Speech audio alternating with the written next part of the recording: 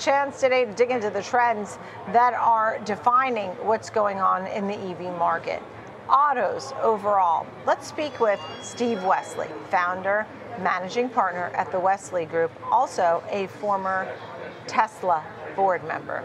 Good to see you. So, great to see you, Nicole. Are EVs still hot? Are you thinking EVs are still hot? Is it going to be hybrid or EV? What's going on here? Well, there's a lot of stuff going on. First, there's some completely new trends that investors should be looking at. You're going to be hearing a lot about sustainable supply chain traceability, and that's the issue. How green are these EVs really? Which car makers have the greenest batteries? People don't realize this. Batteries are going to have a battery passport, both in the U.S. And in the EU. Rapid increase of EV sales. A lot of people say, well, it's slowing down. It's not. BYD is booming. Hyundai, others are booming. Globally, we will sell over 18 million EVs and hybrid vehicles in 2024. The great majority of those will be full EVs. That's 20% of all cars sold globally. Now, the U.S. is a laggard. Europe's going faster, and China's going faster than any of us. So this EV thing is just picking up steam. And the reason for that is battery costs just go down every year. Last thing that's fascinating, there's just a continued move towards autonomous vehicles. And this sounded like sci-fi 5 and 10 years ago, but you can go to San Francisco tonight and get in an autonomous taxi with no driver. And you can do it in Los Angeles, Phoenix, Austin about to start. So this AV thing is about to happen. Get ready. We live in a whole new world. Yeah, I actually saw a reporter doing that in a city in China, and it really was unbelievable watching this car drive and going around everything. So autonomous and full self-driving, there was a time that people started to not believe because they've been waiting so long. Now they should believe? Absolutely. And it's like a lot of things we've seen before, like smartphones. People said, oh my God, these things weigh 3 pounds, they cost a couple grand. Who's going to use a smartphone or a cell phone? All of a sudden, 2008 happens, Apple comes out, the whole world changes like that. So a lot of times these things take a while to get there and people start to dismiss them. It's the right price point, the right capability, it takes off. I think we're 1 or 2 years out from that happening in self-driving. Get ready, the future's almost here. It really is unbelievable. So, look, Tesla was your baby. You loved it, and you loved the visionary behind it, Elon Musk. What say you today? Well, look, there's certainly a lot of chaos at Tesla. They've missed a quarter. Execs are heading out the door. A lot is riding on this August 8th event. And the big question here is Elon crazy like a fox, or is he just plain crazy? And let me just put it out there. I think laying off 15% of the workforce at the same month, you're asking for a $55 billion salary increase. That's a little crazy. Any postponement of the $25,000 car, that's a little crazy. But again, a lot of it comes down to this big August 8th announcement. And if he can roll out a near full self-driving vehicle and make this $25,000 vehicle a reality, give us a firm date in 2025, he may look crazy like a fox after all. We'll see. Full self-driving is something he has touted for so long. People just, his credibility on that has waned.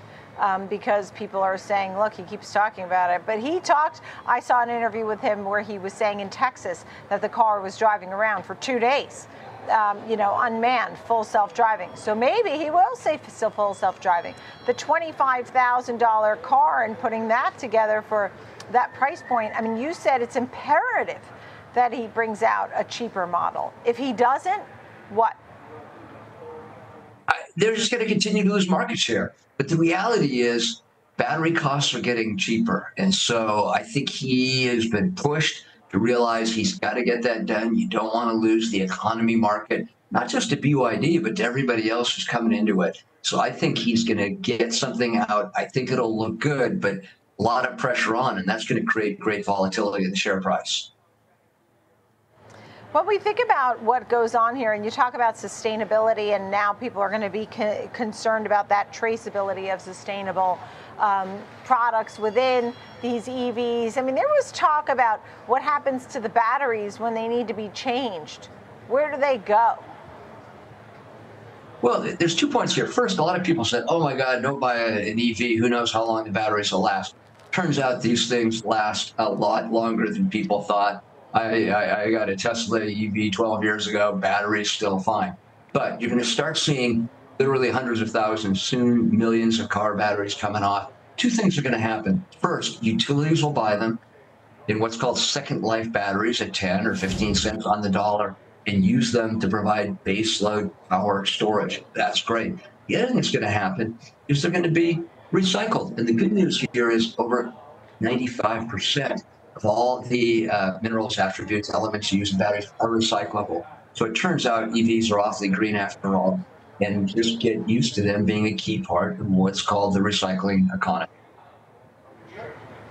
When we think about investing in these stocks, I know BYD has done incredibly well. That has certainly been a leader. At the same time, though, President Biden's tariffs that he's been putting on some of the Chinese automakers, what does that mean for Ford or some of our names here at home, for example? Good news, bad news? I think even Elon Musk said he didn't necessarily like President Biden's tariffs on China EVs, because I guess he just didn't want that to start happening on the other side and have retaliation maybe. But which names are the best?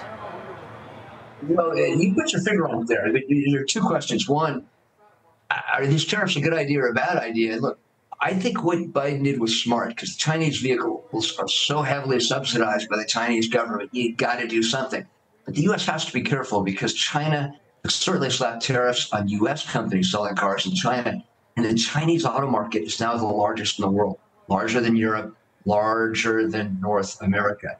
And there would be a world of hurt for Tesla and other automakers if China said, all right, if you're going to play that game, we're going to do the same thing. Keep in mind, between 40 and 50% of all cars Tesla sells are made in China. So I'm sure Elon's got some pretty mixed feelings on that one. Yeah. All right, Steve Wesley of the Wesley Group, thank you so much. It's great to chat with you. Really appreciate it. Former board member at Tesla, so we love hearing what you're thinking. But you're all eyes on that August 8th event, and that will really tell you if Elon Musk is on point or not necessarily so. Thank you, Steve Wesley of the Wesley Group. Thank you.